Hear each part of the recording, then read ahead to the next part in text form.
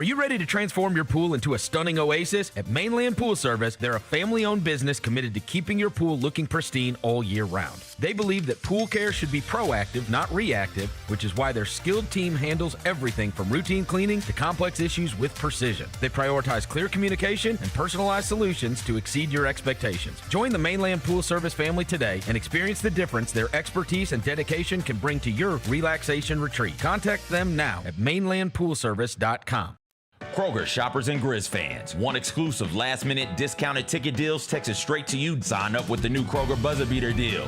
Fans can sign up by texting Grizz to 636-479 or visit your local Kroger store in the Delta Division and scan the QR code. By signing up, you agree to receive recurring automated promotional and personalized marketing text messages from the Memphis Grizzlies. Consent is not a condition of any purchase. Message frequency varies. Message and data rates may apply. Tom Brady is making a turn at modeling. I would kill to have been with Giselle when she first saw this clip. Why is he so stiff? Because he's in leather. Have you ever walked in leather pants? No, I can't say that I have. Yeah, it's tough. Is it? It looks easy until you see Tom Brady. Tune in to the Jessica Benson Show with CJ Hurt live every weekday at 8 a.m.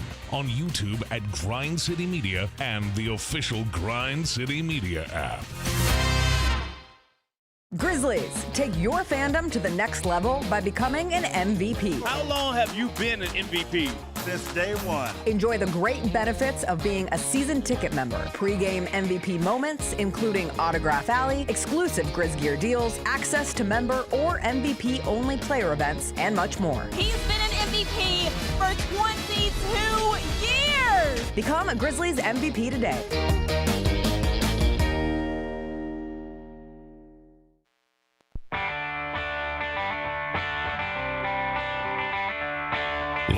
From the Built Ford Tough studio at FedEx Forum, it's the Gary Parrish Show, presented by Ortho South, on YouTube at Grind City Media and the official Grind City Media app. Now, here's your host, Gary Parrish.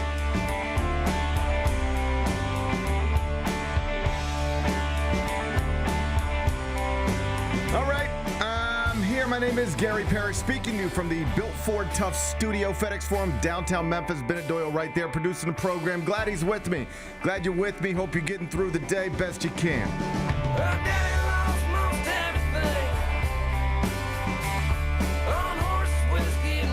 And I hope you're ready for game one of the NBA Finals because it is set for tonight. We got a 7:30 tip. You're going to be able to watch it on ABC. We'll get you ready for it momentarily. First, though, quickly, let me set today's schedule for you. The next segment, about 20 minutes. Chris Vernon going to join me. He, of course, is the host of the Chris Vernon Show. Weekdays noon, Grind City Media. Vernon going to be here in the next segment. I'll talk NBA with him. Finish talking to Vernon. We'll take a break. Come back, do 5 more things you need to know, at which point we'll discuss 5 previously undiscussed stories. Among them, the Mavericks have announced that they are moving out of downtown Dallas. They're going north about 20 minutes. They're going to play home games in a new arena outside of downtown for the first time in franchise history, end of an era. We'll discuss it in just a bit. A goofy bill that a couple of senators, one of them Ted Cruz, the other one Maria Cantwell, unveiled last week has already been publicly swatted down by the Big Ten and the SEC. I'll update you on that situation. We'll do that a little later on in the show. Bears quarterback Caleb Williams, it has been announced this morning that he will be the cover boy for Madden 2027. First Bear in history to get that honor. Congrats to him. We'll show it to you a little later on in the show. Rams coach Sean McVay was asked about Aaron Donald possibly coming out of retirement after Los Angeles earlier this week traded for Myles Garrett. I'll tell you what the Rams coach said. We'll do that in the third segment. And the Golden Knights came back from a 2-goal deficit on the road last night to upset Carolina in Game 1 of the Stanley Cup Final. Las Vegas has now won 7 straight games in this postseason. They're like the Knicks of the NHL, just red hot at the right time. We'll talk hockey best we can during a segment we call 5 more things you need to know. Then we'll eventually do GP's carryout, and we'll call it a day. So that's the rundown. We got a lot to get to, but I did want to start in the NBA, where Game 1 of the 2026 Finals is now just a little more than 9 hours away. Knicks at Spurs, Frostbank Center, 7:30 tip. It'll be on ABC. As you likely know, San Antonio is listed as a 4.5-point favorite in tonight's game. The Spurs remain minus 205 favorites to win the series. If they do it, Victor Wembanyama will have his first championship at the age of 22, 5 years earlier than when LeBron James won his first NBA title at the age of 27, and 6 years earlier than when Michael Jordan won his first NBA championship at the age of 28. Ahead of schedule, Wemby is here, early arrival. But he's undeniably here now, widely recognized as the face of the NBA, as the best player in the world, as a possible future GOAT, and as the centerpiece of these NBA Finals. He's minus 185 to win Finals MVP, and if he does it, Wemby will be just the fourth player to ever win Finals MVP before turning 23 years old, which brings us to a trivia time. Big Bet Bunnett, it's good to see you on this Wednesday morning. Game one is tonight. Like I told you, Wemby's the favorite to win Finals MVP. If he does it, he'll become just the fourth human to win Finals MVP in the NBA before turning 23 years old. Who are the other three? Oh, my God. It's a trivia time. Wow. It's trivia time. Did Kawhi do it? Kawhi Leonard did do it. I thought so. At the age of 22, 2014, it was his third year in the NBA. Kawhi Leonard was not considered the best player on that team throughout the season, but he was the Finals MVP at the age of 22. Kawhi Leonard is a correct answer. You got two more. I don't think LeBron did it. LeBron did not. No, because it took him some time. Yeah. Didn't win a championship until 27. And we know Jordan didn't. Jordan did not. Okay, how about... oh God! Who are some young? Can I look at like finals matchups? You can do whatever you want, Ben. I'm not here to try to control you. You can handle this situation however you like. I'm gonna say Dwayne Wade. D. Wade was not younger than 23 when he was a Finals MVP. Steph Curry. Steph Curry was not younger than 23 when he was a Finals MVP. How about? It's not going to be SGA. How about... One is pretty famous. You're going to hate yourself when I give it to you. He was a college star. He was a Finals MVP as a rookie. He's a Hall of Famer, considered one of the greatest players of all time. He's a big point guard. He owns a lot of stuff. Magic? Johnson, at the age of 20, 1980, his rookie year, famously, he had to play center. Did it well. Yeah. Magic Johnson was the MVP of the Finals at the age of 20. I mean, I guess he's the youngest ever. I guess I have to think back before I was born. Not anymore. Not anymore. Okay, now I'm in my era. Now you're in your era. Okay, now I'm in my era. Magic Johnson did it at age 20. Kawhi Leonard did it at age 22. Wemby's got a chance to do it right now at the age of 22. One other player in the history of NBA also did it before turning 23. He was 22, just like Kawhi Leonard, just like Wemby. It's not Kobe. It is not Kobe Bryant. Shaq? It is not Shaquille O'Neal. Dude, I don't know. Stay in San Antonio. Tim Duncan? Tim Duncan. At the age of 22, it was 1999. It was his second year in the NBA. Tim Duncan, David Robinson, my buddy Avery Johnson. They win the title, the Finals MVP. It was Tim Duncan. So put another way. If Wemby wins Finals MVP, we will have a list of 4 humans who have ever won Finals MVP before turning 23 years old, and 3 of them will have done it as San Antonio Spurs. Irvin, crazy. Tim, Kawhi, Victor. Magic and 3 Spurs. That'll be a list, barring a surprise. You know, it is. That's where we're headed. It is interesting. Like, we're going to... I think they're already considered this, but if the Spurs win this championship this year, I do think like we just don't talk about them as like one of the greatest franchises in the history of pro sports. But like what you just said. Well, like, okay, so like if the Spurs win this, which is the expectation, not necessarily my opinion, let's just focus on the betting markets. Strictly the betting markets. What is the expected outcome in these finals? In the betting markets, the expected outcome is Spurs win, and Wemby is the Finals MVP. And at that point, if that happens, we will have a list of 4 humans who have ever been a Finals MVP before turning 23 years old. And 75% of the list is San Antonio Spurs. Yeah, man. It's pretty wild. It is pretty wild. It is a testament to the awesomeness of that franchise. Mm-hmm. It is also incredibly lucky. No question. Because you get Duncan after you have the Admiral. You get Duncan because David Robinson's hurt and you're bad and you get the first pick and you luck into Tim Duncan. Kawhi Leonard, all credit to you. Nobody saw that coming. They picked him where they picked him. They developed him the way they developed him. Kawhi Leonard, that's a franchise win. You identified the talent. You developed it. That's on you. But the Tim Duncan thing is just luck. And the Wemby thing is just luck. Unless you're arguing Tim Duncan wouldn't have been Tim Duncan if he got drafted somewhere else, or Wemby wouldn't be Wemby if he got drafted somewhere else. And I don't believe that. I believe they were both fortunate to be drafted where they were drafted. I think that franchise gives them the best opportunity to be the best versions of themselves. But Tim Duncan was going to be amazing if he was a Hornet, and Wemby would be incredible if he were a King. I think so. It wouldn't matter. Yeah. So some of this is the franchise, absolutely. But some of it is just really, really, really good luck. Mm-hmm. So, again, the expected outcome, Spurs win this series. Wemby's the finals MVP. But if anybody is capable of delivering a surprise, or at least capable of, let's just call it what it would be, technically, an upset, it is these New York Knicks, who are clearly on an all-time great, historically unprecedented winning streak. They're 12-2 in these playoffs.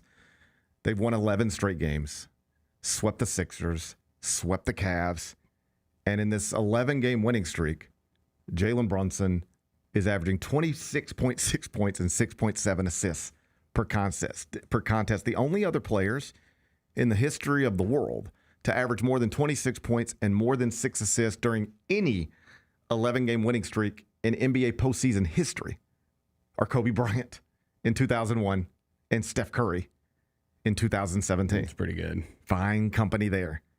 What do you think? Can little bitty Jalen Brunson, quiet Becky Hammond, and Draymond Green, and the rest of his haters, and lead the Knicks to an upset in this series despite being just a little taller than me and at least 14 inches shorter than the other team's best player? Yeah, I mean, I think that I would pick them to win probably. I will not pick them to win, but I can absolutely see them doing it. Although I think I sat here yesterday and said Spurs. I'm very conflicted. I'm really excited about this. I'm conflicted on what to root for. I'm not conflicted on who I think wins the series. I think the better team with home court advantage wins the series. That is San Antonio. They're the better team all year long. They've got home court advantage. That's a fact. They've got the best player in the series. I guess that's not a fact, but it's my strong opinion. Yeah. You've got the better team. You've got the best player. You've got home court advantage. I'll pick them to win the series. That's where the smart money lies. That's why San Antonio is minus 205 to win the series. They're basically the Dodgers against anybody with Shohei on the mound. That's the kind of odds the Spurs are getting right now. But can I see the Knicks doing this? Absolutely. I mean, you can't argue with the streak that they're on, like you just said. Historically unprecedented. No basketball team has ever done it. Yeah. They're killing people. Yeah, I'm excited about this one, man. I think this might be the most I've been excited about a playoff series since pre-COVID, maybe.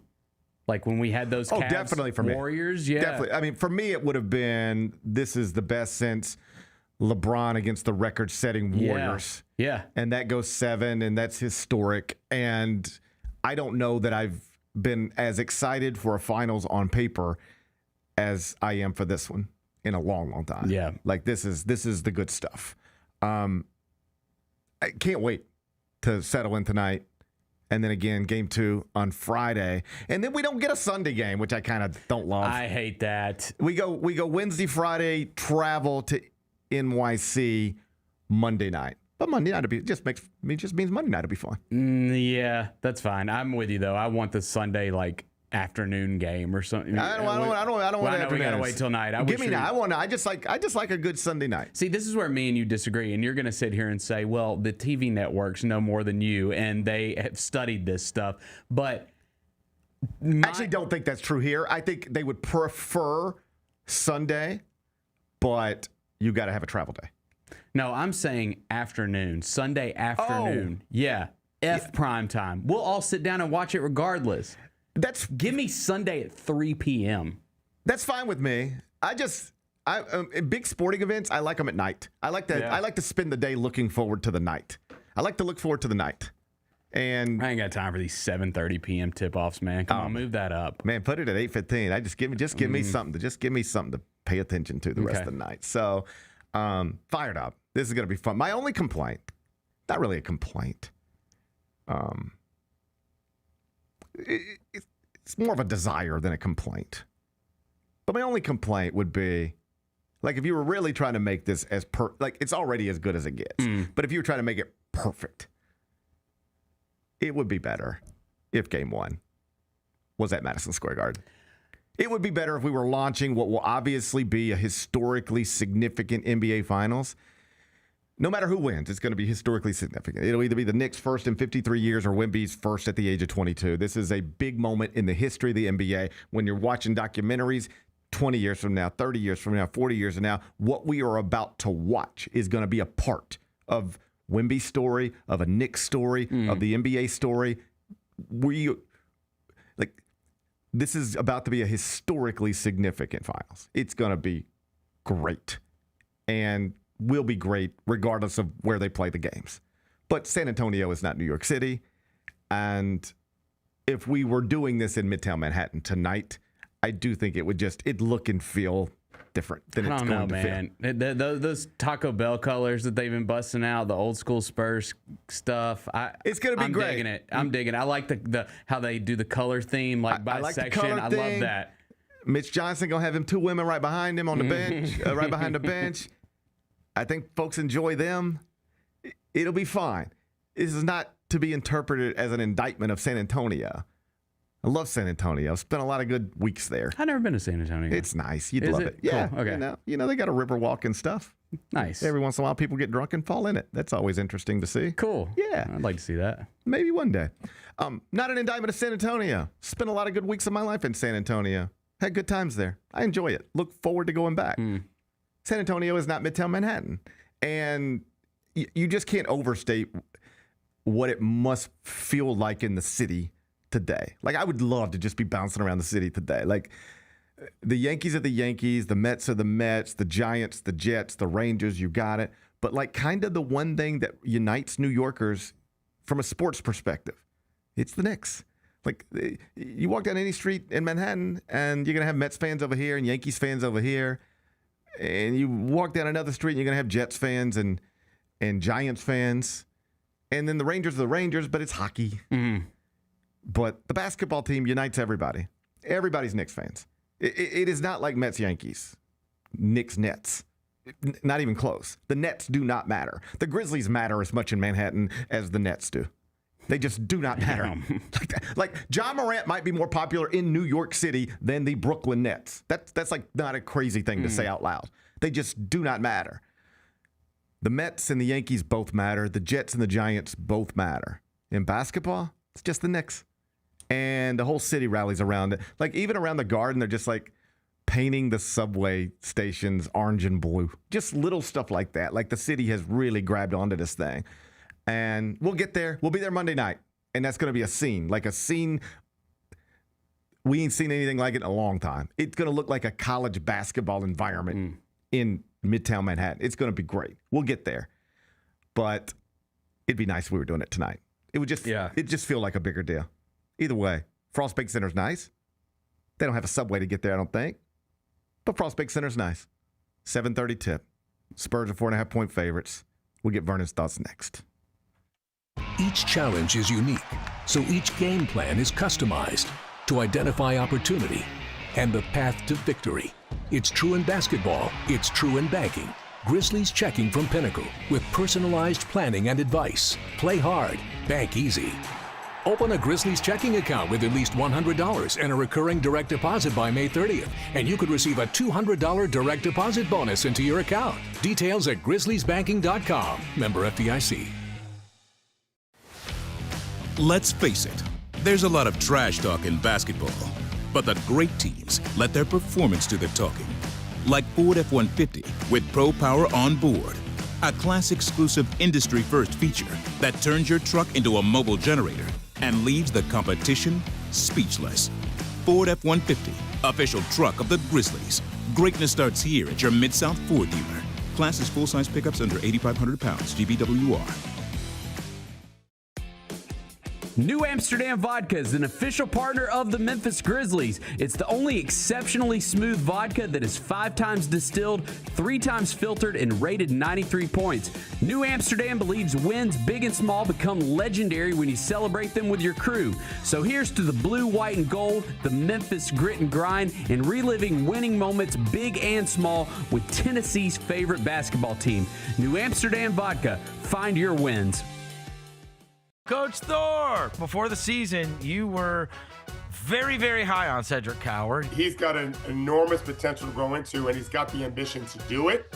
And I thought this year you saw it. He wasn't afraid of the moment. Champions fail, losers hide. Amazing quote. I wish I had come up with it. I think Cedric's got a lot of that. He's not afraid to fail. The Chris Vernon Show, live on weekdays at noon on YouTube at Grind City Media and the official Grind City Media app.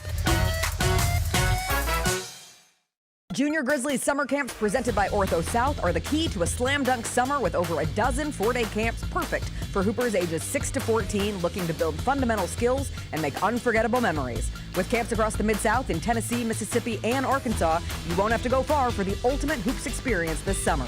Registration comes with a Junior Grizzlies jersey, lunchbox, and a basketball to take home. Don't wait, space is limited. Visit grizzlies.com/Junior Grizzlies today to secure a spot for a fun-filled summer. That's grizzlies.com/Junior Grizzlies.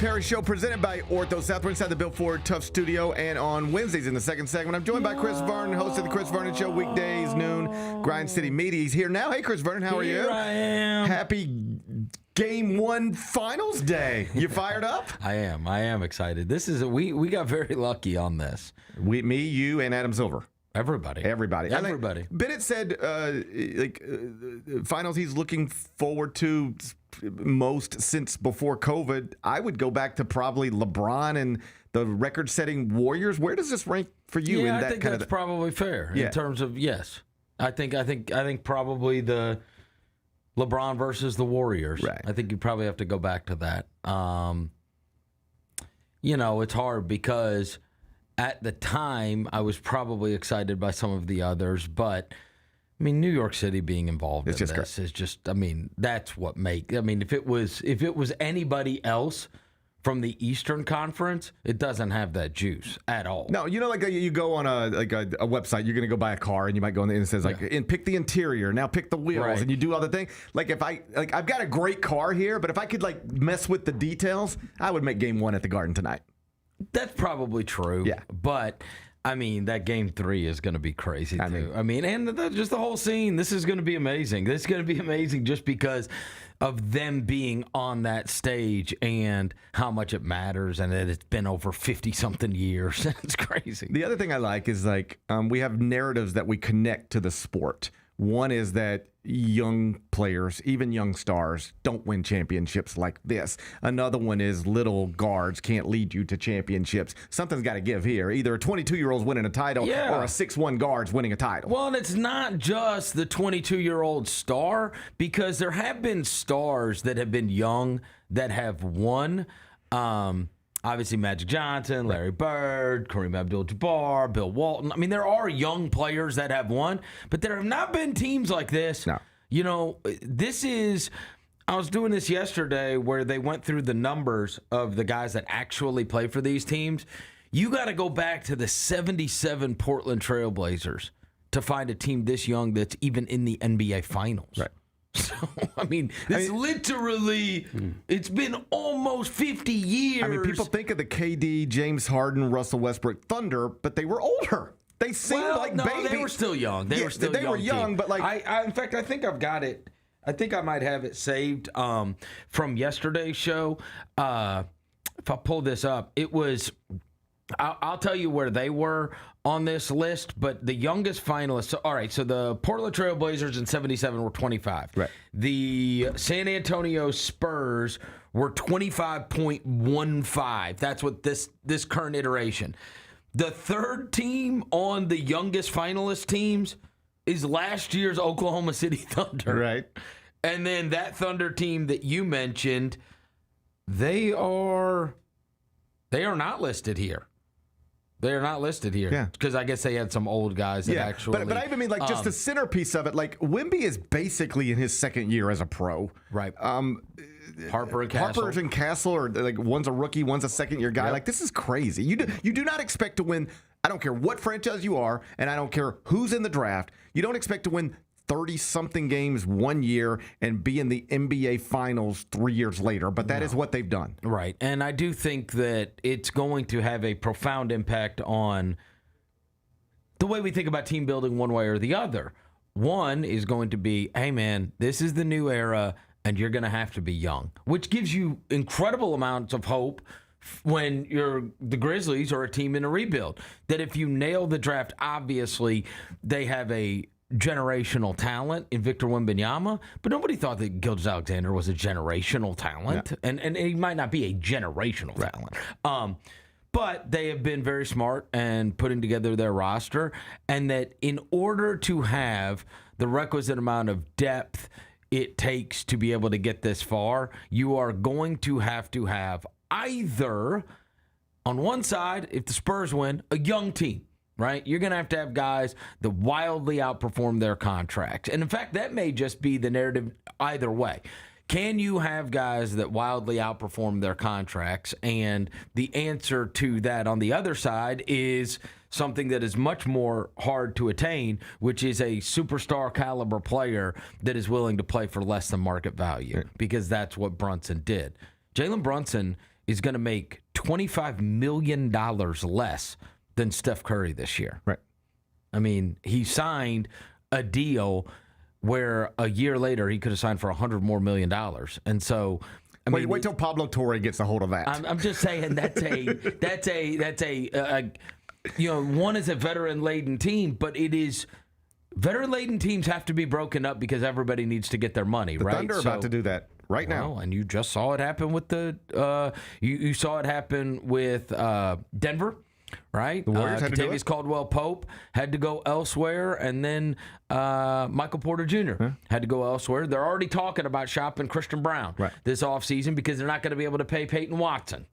Right? That's the way that goes. Celtics, Drew Holiday, Kristaps Porzingis, these guys go elsewhere. And so it's like, unless you have some vet that is willing to play below market value, you're not really going to be able to have a bunch of good veterans on your team. You're going to have to do it with a number of awesome players that are on their rookie contracts. And that is what makes you, hopeful, that rebuilds can be faster than you thought if you get really good players, because you have an advantage by being able to have more good players on your roster simply because they're not getting paid that much. How much of what we're watching, because like Wemby is a different thing and would be, I think, what he is regardless of where he plays for the most part.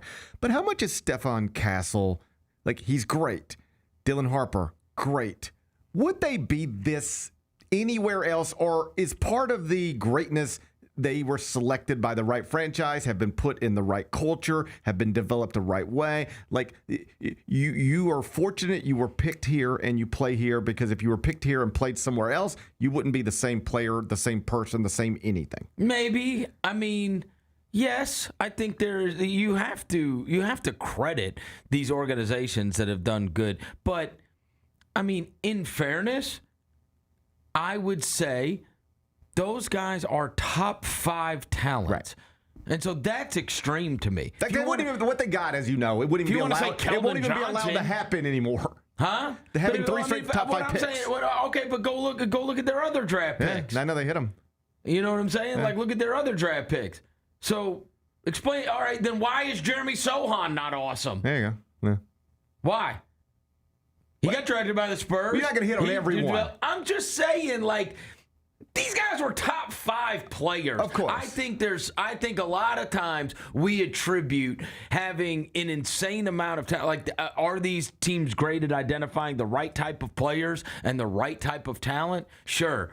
But, you know, I'm one of those that I don't want to say I roll my eyes. Look, culture is a big, big thing. It matters extremely. But, like, Victor Wembanyama was going to be awesome no matter where he went. Right. And Tim Duncan was going to be awesome. And teams take on the culture of their best player. That's what happens. Right. Who gave a crap about the Patriot way when Tom Brady walked out of the building? Did that matter when they had Cam Newton as their quarterback? It didn't look like it. Well, they won in Tampa. So was that... Did he, and again, I don't want to say they don't get any credit for it. I'm just saying in those particular circumstances, if you want to tell me Carter Bryant would not be as good as he is if you weren't playing in San Antonio, that's fine. But I always, like, sometimes, there's no question. There are good schools and there are bad schools. Right. And you want to be in the good school, right? But I would say that 2 of those guys that you said are exceptional players. Dylan Harper would not have been 4th in Rookie of the Year if he played anywhere else. Here's my line. I will say that. Can we admit that Dylan Harper, we're going to look back in time and we're going to go, what happened here? This guy was 4th in Rookie of the Year. The guy's a 10-time All-Star and the captain of Team USA. Well, I heard you talking about this on the mismatch. Myself included, we underrated that draft class. Like, bad. It might not have had a lot of depth to it, but like at the top, there were real difference makers at the top. Even on down. Yeah. Right? Like you go look at the second team. Cedric Howard made all-rookie first team, but even that second team with Maxime Renaud and that thing was loaded. Here's my larger point.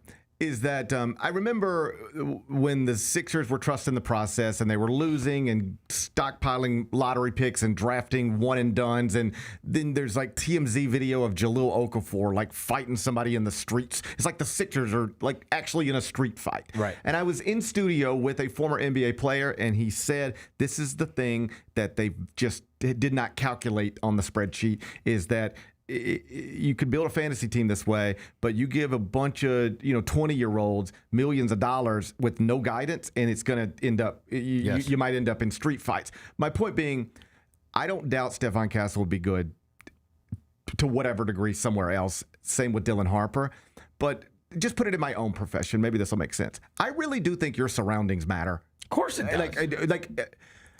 Like our oldest son went to Lausanne.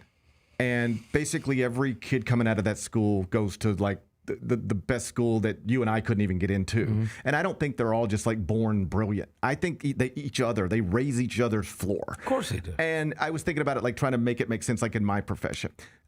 Go back to 1999. I'm coming out of college. I get my first job at the Commercial Appeal. Like if there was a culture there where everybody was just together all the time, the sports department. Mm-hmm.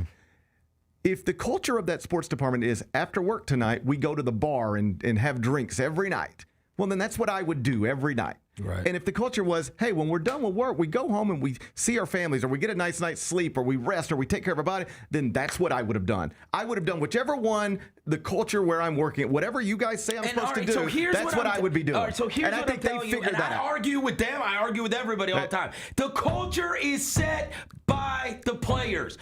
People think that these places can set the culture. Right. The culture is set by the players. But you can draft to the culture. That's what I'm telling you. Right. But if you're and so look, the thing went awry because Ja Morant was the best player on the team. Right. I didn't bring that up, by the way. I'm just saying, and there's going to be these massive course corrections to that. He is a unique individual. I am telling you that if that is not Victor Wembanyama, right, who is going up the mountains with monks and training with the Navy SEALs, everything that Victor Wembanyama does, and that's why Boozer would be the greatest possible scenario for the Grizzlies, right? He has spent his entire life chasing greatness. Being a serious person chasing greatness. Yes. Right. And I'm telling you, same way goes with Tom Brady, who was a backup quarterback and then worked his way. Again, but those are the guys. Those are the guys that have the greatest impact on your franchise. Right. And then we give credit to other people that they set the culture. How great is Heat culture right now? Nobody gives a crap about Heat culture. Right? But it matters when you've got I'm saying whoever is and that was set by Udonis Haslem and Dwayne Wade and those kind of guys, right? That set that culture. And you want to have keepers of the flame. And Jimmy Butler was the guy who literally drug them to finals. Jimmy Butler walked out the door. They're not good anymore. And so they still have all the same front office people. They still have the same head coach. Your culture is set by your players. And yes, those teams get great credit for drafting the right kind of players, right? They do all kinds of due diligence. And then I do think in your mind, it enables them so that way if you want to give better examples, DeJounte Murray, and you want to go with Keldon Johnson, and you want to go with guys that were further down the line. But that Spurs culture, what did that develop when they were being terrible? Right? With the Jeremy Sohans of the world and those other guys that they drafted, right? Those guys, because there wasn't but the second Wembanyama walked through that door, this is a serious place, bro. Because he's serious, because he is putting in the work, because he's not going out to the bars, because he's not, you know what I'm saying? Is this where perhaps they actually benefit? There's so much emphasis on the youth. They benefit from the youth because if this were an older team, would it have been more difficult for a young guy like him to establish that culture? Probably, except they also, you do a good job establishing with your vets. And you've got the Harrison Barnes of the world, and you've got other serious guys, right? They don't have some kind of goofballs that are there. They get Bismack Biyombo. They get Harrison Barnes. These aren't guys that were ever, off the court problems or, you know what I mean? These guys are all, So let me ask you this way. Ask it this way. How much would you prioritize that? Not necessarily here, but anywhere at the top of a draft. If you've got, let's say, the third pick. We're obviously, this is a talent evaluation. We're playing basketball games. We ain't, running church camps. We're playing basketball games. We need awesome basketball players. But when it gets down to hey, we got to decide on this guy or that guy. Does the kind of stuff we're talking about now, that makes the difference? Of course. I think it should too. Of course it does. You know what I mean? Of course it does. And you look around the league, but I would just tell you, you want to look at these teams and you want to talk about their culture and their seriousness. Look at it's Tom Brady, it's Shai Gilgeous-Alexander, it's Victor Wembanyama. It's you find me the riffraff, you find me the goofy dude that's leading championship teams. Right. Find me that. Yeah. That's just not happening. It's the player. It's the players, right? But most importantly, your best player. Your team is going to take on the personality of your best player. Right. That's why there's such a massive recoiling here. Right. Because it took on the personality of its best player, and that what failed. Right? And so the next time around, it's not we got to do everything different. It's don't put all your eggs in a basket of a guy that's not, you know what I mean? You just misevaluated and who you put in charge. Right. But the best player is going to have the profound impact on the team. End of story. Those are the guys that the other guys are going to look to. And that is going to become the personality of your team, for better or for worse, is going to be the personality of your best player. And both of these teams have that. Yes. Have it in spades. Yes. That is Jalen Brunson's team. They Yes. They follow him. Yes. He's the one. He's the guy, right? And there's videos of him being tortured at 8 years old. You know what I mean? Do it again. You know what I mean? That poor playground videos are circulated. I will say I'm out at the little baseball field sometimes, and every once in a while, Dad will get a little wild. Every once in a while, Dad will be a little the dad gets fed up, and I'm like, man, I don't know if it's good to be yelling at them kids like this. And I go, it worked for Rick Brunson. It worked for Rick Brunson. You know what I mean? And again, I don't think those guys are like that because Jalen Brunson was like that in Dallas. Yeah. So it's not because he's a Knick. Right. Victor Wembanyama is not going and like learning how to meditate. That's just who he is. That's who he is. He is. He's the guy that reads. Yes. Yes. He's not He's doing. like, yeah, how many NBA players have read 200 books? Yeah. None. And it doesn't feel showy with him. I haven't. No, I haven't either. So I'm not ragging on NBA players. I'm saying like that's just uncommon. Yes. These guys are uncommon. And Gilgeous-Alexander again. Yeah, different. He's uncommon. Right. Like, you know what I mean? And so, yeah, like finding those kind of guys that, you know, and I do think that's why, like, when people say, like, Boozer is the most safe or whatever, I you know, that is where I have great concern that he would not be there at 3. I really do. I think I'm on that train now, it's too. very reason for exactly what you're talking about, which is, bro, I just watched that Debansta interview where he's talking about Trae Young needs to come off that 3. What are you talking about? A, his name is Trae. B, he's been all NBA. You've done nothing. Right. You know what I'm saying? And again, that's just It's a small thing. I'm just saying, but I mean, like, the kind of guy that's going on and popping off on Gil's Arena or whatever, that ain't Cam Boozer, right? And Peterson, that's a whole nother bag of crap. You know what I mean? If you are a Grizzlies fan who is just dying, like you've just decided, I can't wait to get my Cameron Boozer jersey, like that is a real risk for, I think, 2 reasons. He's not just the safest. He is the safest. But he might also be the best. We don't know. But there's a lot of analytics stuff that says that he is. Here's the thing. So when you go top number 1 analytics prospect and top shelf dude, you're asking 2 franchises to pass on that. Here's what I'm telling you. And again, I mean, this is why I get scared. All of these teams, for very good reason, look and they want to say, hey, what are the best practices of the teams that have done it and have been rather successful? And you sit there and you go,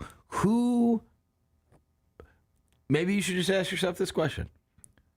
Who could you see most vividly in a Thunder or a Spurs jersey? That's right. Come on.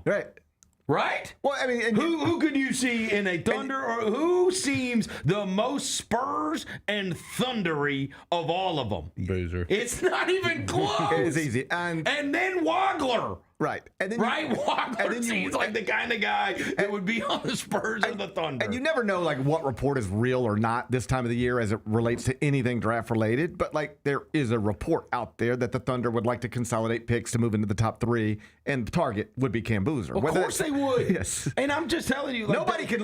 By the way, put on your mismatch hat for a second. Nobody can let them move into the top 3, can they? No, God, no. I'm just telling you this. The Wizards scare me a little bit. No, they just can't do it. Me too. I can see them doing it. I just worry. Here's what I worry about.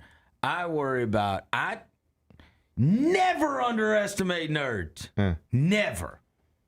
And those nerds love draft Boozer. picks. Oh, they love Boozer. Right. That's what I'm saying. That's what I'm saying. I'm worried. Because it's like never underestimate the power of the nerds. But the Wizards, and that's the thing that could get in the way. But if I'm the Wizards, I'm just sitting back and I'm going, if Sam Presti is calling me every day, that means I'm on the wrong end of this. Like if he also wouldn't be. It wouldn't. Would it stun you if Danny Ainge says, you know what, I'll find a place for marketing? He's making a lot of money. That's where I agree with that. He's making a lot of money. You know what I could get for Laurie marketing? I'll move off of him. I got this cat who's not making $30 million a year, and we're on. Right.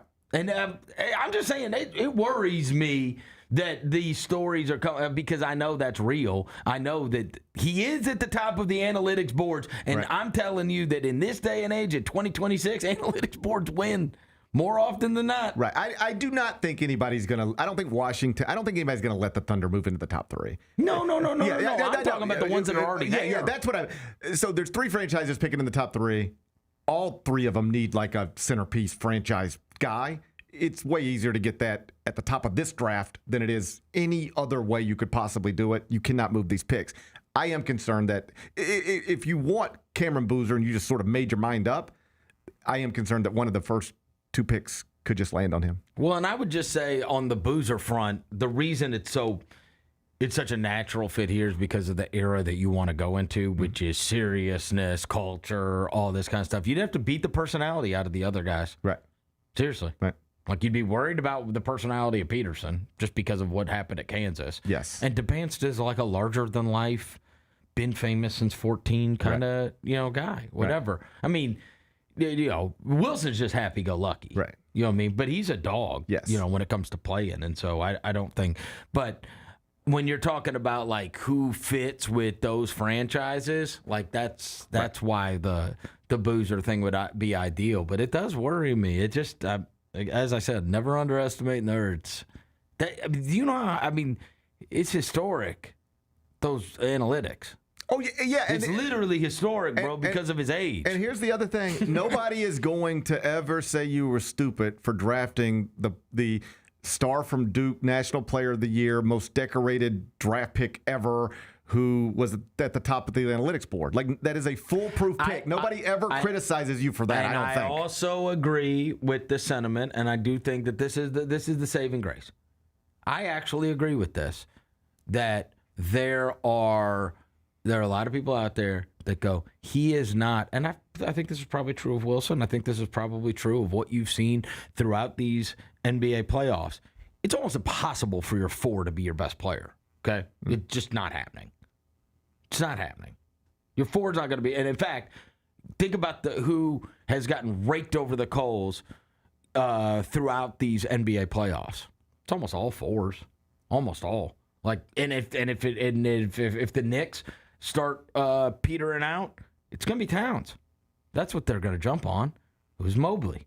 It was Chet. It was the 4. It's unless you're like a guy that's like really creating and running everything, it's hard to do it from that position. So I do agree with the sentiment of he is the safest, and he is going to be an unbelievable second best player. But is that what you want with your 3rd pick? I would vote yes. I would say yes. I'm still open-minded to it. Like you but I don't think Caleb Wilson's going to be somebody's best. I'm just saying, 4's being your best player in this day and age in the NBA. Like, there's Giannis that did it. Who else? You think of any? You think of any other? It's just not the position anymore. The guy with the ball's the best player. But the ball is going to be in Boozer's hands a lot. It will be. But I'm just saying, like, that's not the mode of operation. Maybe it will become the mode of operation for teams, but when people aren't throwing it down to the post to get buckets, right? So now you are a perimeter player as a 4 now. That's what all these guys are. But that's what he's going to be. I got it. But I'm saying that's what Jaren is too. But he can't be your best player. Pau Gasol couldn't be your best player. I've lived through this, your best player being a 4. And so, again, I understand that side of the argument too. Like, but I would just say, you know what I'm 100,000,000% confident of? He's going to be awesome. Yeah.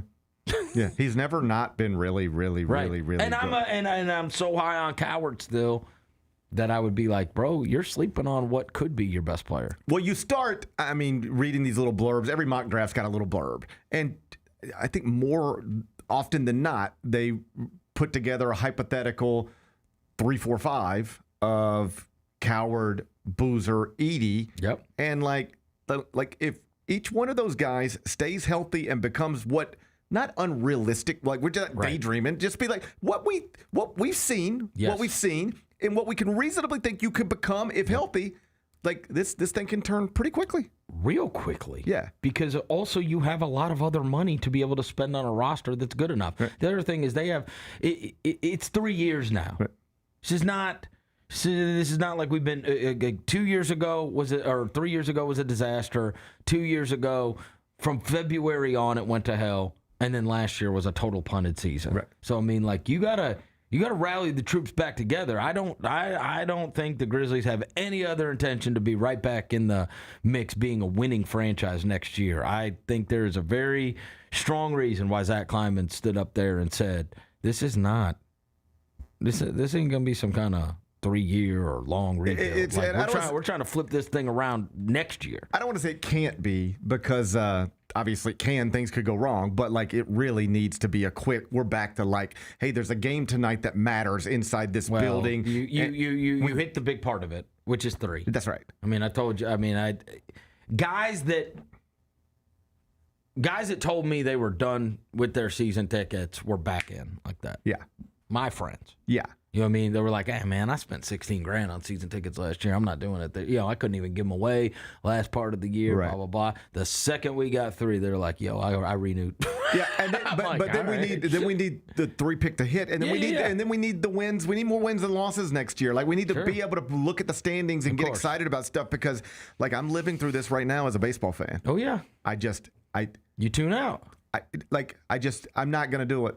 You know, like the Mets played a game last night. I will say this. I know that they lost, but I did not even put it on television. I don't want to see it.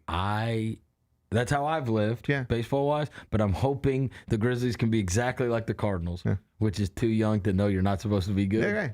That's what they are. And that's fun. That's bro, fun. They're not going to win big. Right. But they are so fun.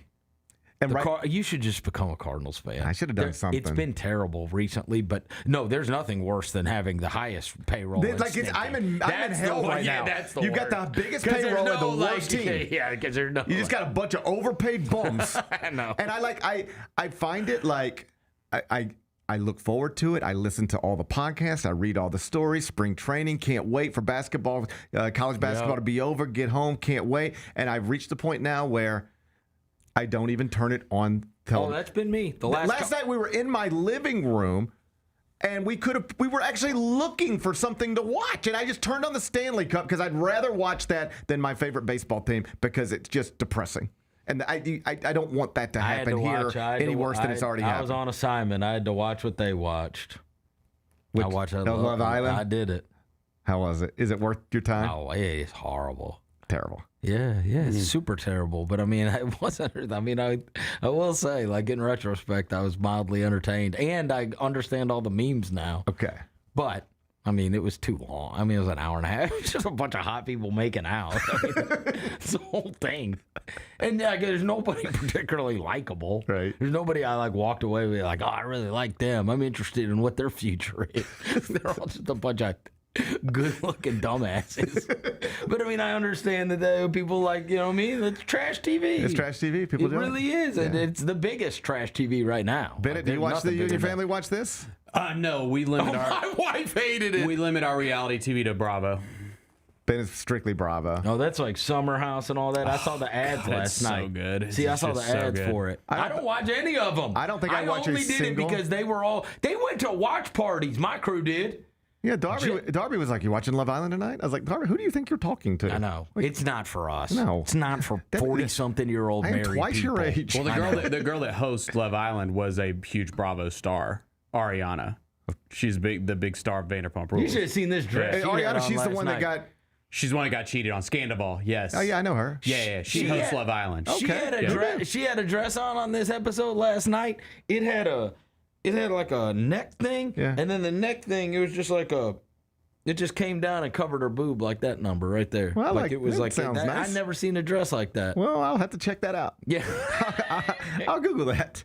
I'll Google that dress. I don't watch, as I'm sitting here, I watch 0 reality shows. I don't watch any of them either. I only did it for an assignment. Way back, I watched The Hills a little bit. And then I would watch the Kardashians a little bit. I watched them years ago. Yeah. Sure, when I was young. Yeah. But that's when you do watch them. Yeah, but I don't watch Jersey Shore. Jersey Shore 100%. I mean, Real World. It all started Real World, with that. Yeah. I watched that back in the day. But like... I watched some of them. Any of the things now, any of them. I don't watch any of them. Like even like The Bachelor, Bachelorette, any of that stuff. I probably watched the first 10 seasons, probably, of American Idol. Oh, I loved American Idol. That was a moment in time. I watched every one of those. I didn't watch that. I watched all of them. I was aware of what was happening, but I did not watch every single episode, yeah. American Idol was the one I watched all the time. Well, maybe I need to change my viewing habits. Maybe I need to... Like, I got so excited years ago. I did the Masters updates, and I get this message from this guy, and I was like... And he, like, sent me a video of him and his buddies, like, doing the Masters song, like, on this, like... tour bus, and it was Scotty McCreery, who's like a country star now, who was on American Idol. I was so excited. It was so much bigger to me than it should have been. It was him and what year was he on? He was on with a couple other like super famous people too. I can't remember. That was early in the American Idol thing, and I was like, Scotty McCreery. Speaking of country artists, I told the story on there. I don't know if you heard it, but I was at Big 12 meetings last week and ended up a conversation with Ren Baker. Yep. And he was like, so you see Vernon and Roser all the time? I was like, of course. He said, when you tell him, when you see him next time, you tell him I said wave on wave. Wave on wave. And it's Ren Baker telling the whole wave on wave story to Texas Tech football coach Joey McGuire and Arizona State women's basketball coach Molly Miller. That was amazing. And Ren's telling the whole wave on wave story. Oh my God. Do you know what version did he say? He was like, so we were doing a concert series out there before the games, and I'd seen it done at other places, and we're working on a budget, but like I like Pat Green, and I thought people would like Pat Green, and he said they just turned it into a meme. Basically, they just turned, and they said Pat Green would play one song. This is the way he tells the story. I have no idea. This is the way he tells it. He said Pat Green would say a song, and then next thing you'd hear would be like Roser in the front row going, "Play Wave on Wave!" in between every song. We did it. And Pat Green would be like, "All right, hey guys, do you take the?" And he said by the time we got to the end of it, he said Pat Green's about had enough of these dudes, and he said Pat Green said something like, "You guys don't think I came all the way to Memphis, Tennessee? I didn't bring my fat ass all the way to Memphis not to sing Wave on Wave." And we were like, yeah! That's what he said. He said his fat ass is up there sweating. He said, y'all don't think I brought my fat ass all the way to Memphis, Tennessee not to play Wave on Wave, and the whole place goes nuts. Dude. That's awesome. That whole concert series was amazing. That was Ren Baker's greatest contribution to Memphis athletics. He brought Brett Michaels. Roser could tell you, if Roser's out there, I wish he could run in. I can't remember what song was it. Maybe There's Something to Believe In, or maybe Every Rose Has Its Thorn. Something to believe in. But he did this whole speech about diabetes, and his struggle with it, and the only thing they could get him through was music and like all this stuff. And we're like, bro, we don't want to hear your diabetes story. He was like, this is Every Rose Has Its Thorn. We were like, what? You just ruined Every Rose Has Its Thorn. Bro. It was crazy. Just play Skinny Bob. And it was Brett Michaels by himself. I saw Brett Michaels by himself at the casino one night. Yeah, amazing. He was amazing. He was that whole concert. How did Ren Baker get Brett Michaels, but the president can't? Pat Green and it was amazing. Brett Michaels canceled on the president, but not on Ren Baker. Bro, we used to go to those games simply because of the pregame concerts. Bring that back. They got to, especially now, because that's when it was just concrete. There was no Tiger Lane. No. There was no nothing. It was just horrible. Horrible. You're just standing out there. Soles of your shoes melting. You're pouring sweat. Horrible. Liberty Bowl sucks. You're in a freaking parking lot watching Brett Michaels play songs talking about diabetes. Just kill me here. Oh, we're just hammered. Just kill me we here. would just go get drunk and be like, "Bye, wave, oh, wave."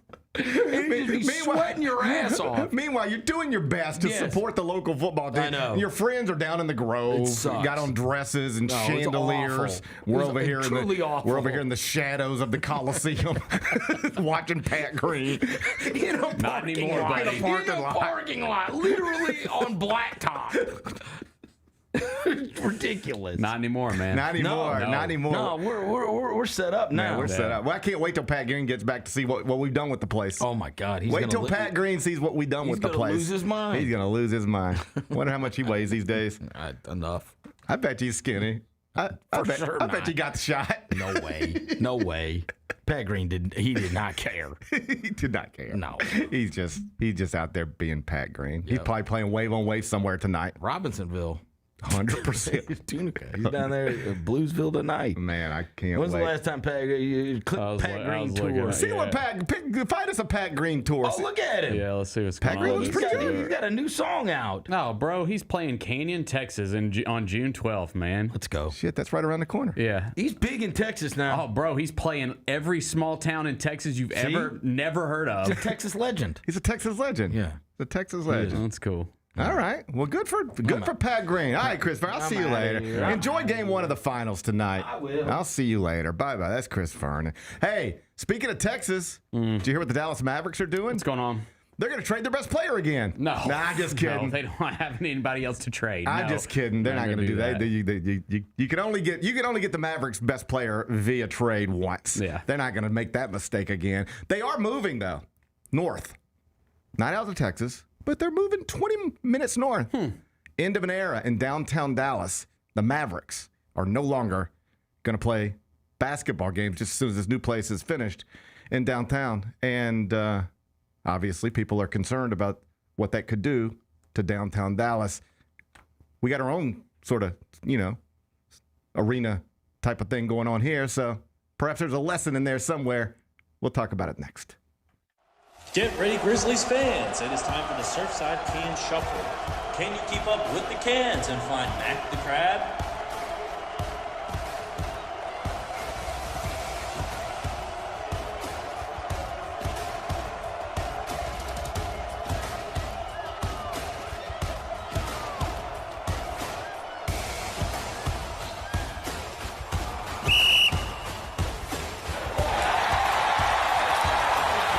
The heaviest metal credit card of all time. Rumored to be one of only 18 in existence. Plated with the very same tungsten that forged the International Space Station. And wielded at business dinners like a samurai sword. It's a classic corporate power move. But the real power move? Having end-to-end visibility on your most critical shipments. FedEx, the new power move. Kroger shoppers and Grizz fans. Want exclusive last-minute discounted ticket deals texted straight to you? Sign up with the new Kroger Buzzer Beater deal. Fans can sign up by texting Grizz to 636-479 or visit your local Kroger store in the Delta Division and scan the QR code. By signing up, you agree to receive recurring automated promotional and personalized marketing text messages from the Memphis Grizzlies. Consent is not a condition of any purchase. Message frequency varies. Message and data rates may apply. Cedric Howard was named to the NBA's all-rookie first team. I am ecstatic that Cedric Howard's rookie season gets rewarded with first-teamer status. I remember so quickly understanding, oh yeah, Cedric Howard needs to start for this team. And oh yes, Cedric Howard has the potential to be something really, really special. Tune in to the Jessica Benson Show with CJ Hurt, live every weekday at 8 a.m. on YouTube at Grind City Media and the official Grind City Media app. Junior Grizzlies summer camps presented by Ortho South are the key to a slam dunk summer with over a dozen 4-day camps perfect for hoopers ages 6 to 14 looking to build fundamental skills and make unforgettable memories. With camps across the Mid-South in Tennessee, Mississippi, and Arkansas, you won't have to go far for the ultimate hoops experience this summer. Registration comes with a Junior Grizzlies jersey, lunchbox, and a basketball to take home. Don't wait, space is limited. Visit grizzlies.com/Junior Grizzlies today to secure a spot for a fun-filled summer. That's grizzlies.com/Junior Grizzlies.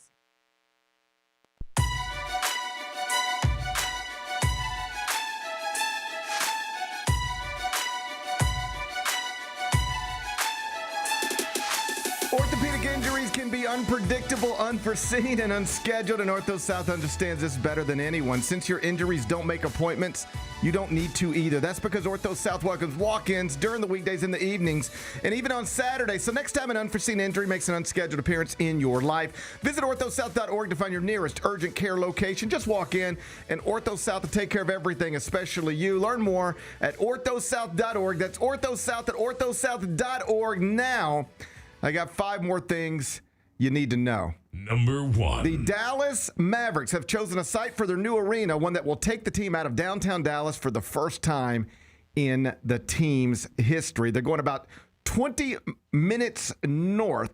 It's basically the site of an old mall, 104 acres, Peterson Road and LBJ Freeway, the Dallas Mavericks are no longer going to call downtown Dallas their home. How's that make you feel, Benny? Yeah, and I believe the Dallas Stars are leaving American Airlines Arena as well. So that's true. There will not be pro sports in downtown Dallas anymore. Cooper Flagg moving north. Paige Beckers moving north. Yeah. I mean, I don't like. Obviously, I don't know like the ins and outs of like the Dallas, how the inner workings of the city of Dallas are and everything. So like I don't know like what that means for the city of Dallas that there won't be pro sports in downtown Dallas. But it obviously got me thinking about here, and like it would obviously be devastating if there wasn't a pro sports team in downtown Memphis.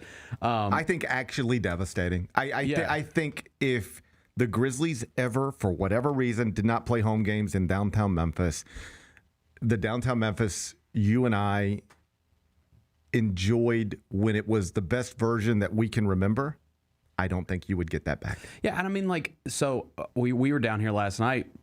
I went to the Beauty and the Beast at the Orpheum, and it was great. It was a sold-out show. Like, we had a great night downtown last night. It was packed. There was a Redbirds night game last night, so downtown was popping off. It was awesome, and like it did. Like, and then I wake up and see that this morning about that, and I was like, man, and like like when you just read through like the comments of all those posts about the Mavs or the Mavs and the Stars leaving downtown Dallas, like it's pretty overwhelmingly negative. Like it seems like that the Dallas people are like, man, this is terrible for downtown Dallas. I think it's clearly bad for downtown Dallas. There's no getting around it. Yeah. You've got two basketball teams that call a place home that draws millions of fans to that area. It is devastating for restaurants, bars, hotels, all of that stuff. There's no counter argument to that point. I don't think it's as devastating to Dallas as it would be to Memphis because Dallas is just Dallas. It's Dallas. Yeah. I was just there last week and you just sort of notice it driving around. Were you downtown? No, not at all. Not at all. I got you. That's the thing. You didn't have a reason to be. Right. But like my larger point is you can be in Dallas and enjoy Dallas and you don't ever really have to go downtown at all. I got you. I've spent a lot of time in downtown Dallas. I like downtown Dallas, but you can go to Dallas and do all the things you want to do in Dallas without actually stepping foot in downtown Dallas unless the things you want to do is go to a basketball game up until they get this new arena done. So you just sort of notice it as you're driving around the city because we were technically in Frisco, Texas, which is close to where this is actually. It's also north of Dallas. But it's like Frisco, Texas would be the nicest city you've ever seen. And it's just like, a part of the greater Dallas community. Yeah. Just this place I was at, this Omni PGA resort that they just built, it was amazing. It's like 3 years old. It cost $550 million to build. It's a 500-room resort, 2 18-hole golf courses, the PGA headquarters, another 10-hole par 3, shopping, all this stuff. And they just built it there. It's just there. Like if Memphis had that, it would be the most awesome, nicest thing we have that would draw people from all over the country as a destination tourist attraction type thing. And it's just something they just built it, just to have it. Like that there's a difference between Memphis is a nice city with an NBA franchise and Dallas is a massive city with an NBA franchise. You really do get into the idea of like big market, small market. What does it look like? What does it feel like? Yeah. It's just two totally different deals. So I think downtown Dallas is better equipped to endure losing professional sports franchises because it's Dallas, Texas. It's the center of a massive state. But it did make me think, like, if this thing were ever not here for some reason, even if somebody decided, hey, all the money is wherever all the money is, let's build an arena near the money and make it easier for Grizzlies fans with the money, season ticket holders, to actually get to the games. Like if that idea ever popped into somebody's head, it would be, downtown would not make it in any sort of, because I started thinking like this, if this weren't here, what would be my reason? 49-year-old Gary Parrish, what would be my reason all of a sudden to be in downtown Memphis, consistently? Well, I mean, like I said, I had a good time in downtown last night. I'm saying consistently. What would be the magnet that draws people? We have established it is a magnet. We have established that we can have a bunch of debates and arguments if you want to. What we know to be true is that downtown struggles if people do not visit it from their homes outside of downtown. There are some downtowns in some cities where it can flourish, and all you need is really just the people who live downtown and work downtown. Fair. And that is not true here. If we just leave the space to the people who live here and work here, it ain't enough people. It's not enough. It doesn't look like it. You need people to come here for whatever reason. The biggest reason that exists in this moment that people from outside of downtown Memphis come to downtown Memphis, the biggest reason is the Memphis Grizzlies. That's it. Yeah, I think that's true. And without that, what would be the magnet? You might come and see the Ducks every once in a while. You might come to this museum every once in a while. You might go to the show at the Peabody every once in a while. You might want to go grab Rendezvous every once in a while. Whatever. But what would be the thing like where it hasn't been 4 months since the last time you were in downtown Memphis. You live in Collierville. You live in Millington. You live in Senatobia. What would be the reason that you've been downtown at some point in the past 3 months? Without the Grizzlies, it becomes harder. And so Dallas can endure this. Downtown Dallas can endure this. I don't know that downtown Memphis could. And it's just another reason why we really need this thing to work and work well and well right here. For sure. And more, more things to do. More things to do. Like, again, you talk about like entertainment areas and districts and stuff like that. That stuff is important. That stuff's important to these franchises, man. There's a new exhibit at Mud Island that I want to take my boys to. Yeah. And we're Civil going to Rights Museum just built a new wing. Obviously, all that stuff. But like I do, like I like the idea of like, hey, let's just go downtown and spend the day. Yeah. But I do wish we had more things to do.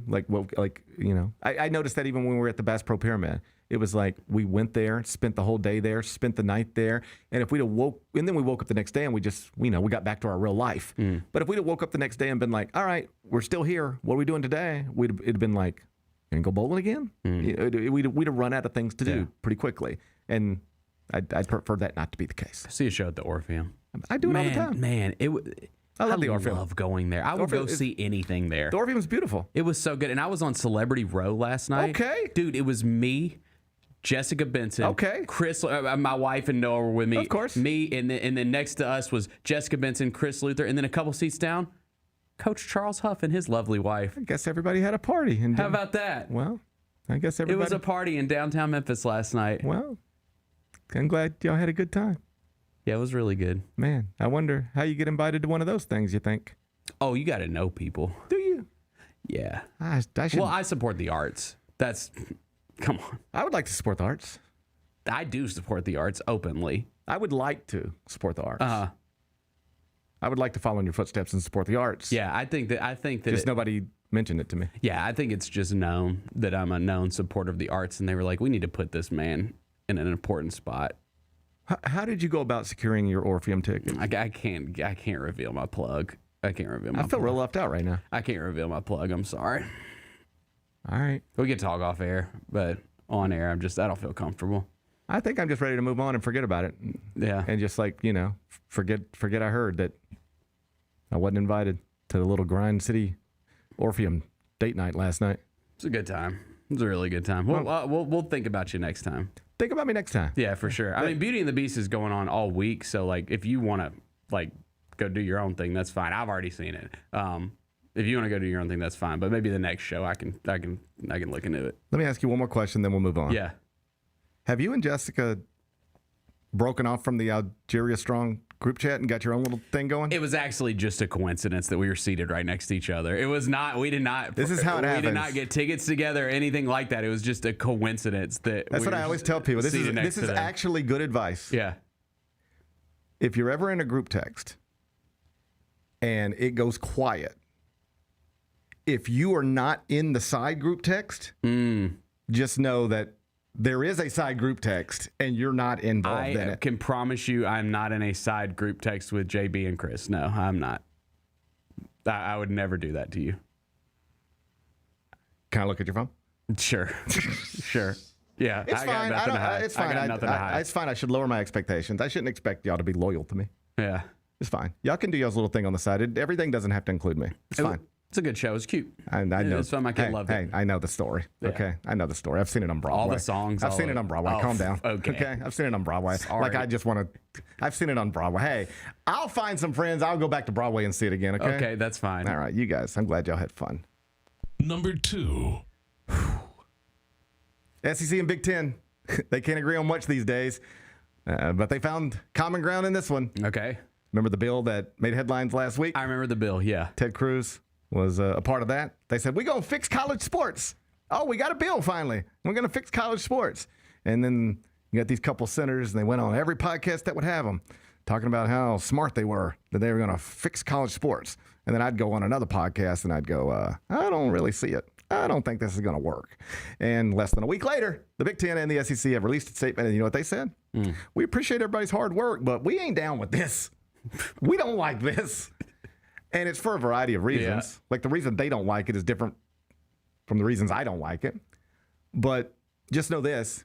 If the Big Ten and the SEC both say, we don't want this bill to pass, guess what you're never going to be able to get legislators to do? Pass it. In that geographical footprint. Ain't happening. You're going to be a senator or a congressman, congresswoman voting for this bill when you work in a state, let's just call it Ohio or Alabama. Your favorite school is Ohio State. The commissioner of the conference that Ohio State's in just said, we don't like this. You voting for it? Absolutely not. No. Okay, Yeah. So we're dead. Until they, change the wording here and change the wording here. But for the most part, we're dead. And here's the real problem. They're not going to be able to find something that everybody agrees on. Because the Big Ten and SEC have a problem with, most specifically, the idea of pooling media rights. Like in this bill, if they get enough votes from outside of the Big Ten and the SEC, they could force a media rights deal where everybody sells it together. Like it's not just you want to buy the SEC, ABC, you want to buy the Big Ten, CBS. It's do you want to buy college football? We'll sell all of it to you. Well, the Big Ten's like, well, we get more money than all the other leagues.